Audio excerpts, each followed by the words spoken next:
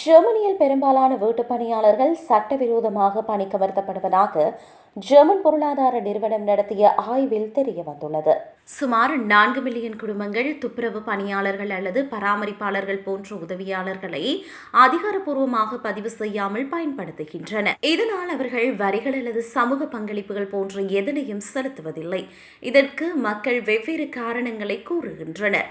சுமார் 25% தொழிலாளர்கள் பதிவு செய்ய விரும்பவில்லை எனவும் 15% தொழிலாளர்கள் சட்டப்பூர்வமாக பதிவு செய்தால் அதிக வரி செலுத்த வேண்டி வரும் எனவும் தெரிவிக்கின்றனர். அத்துடன் 8% தொழிலாளர்கள் பதிவு செய்யும் செயல்முறை சிக்கலானது என குறிப்பிட்டுள்ளனர்.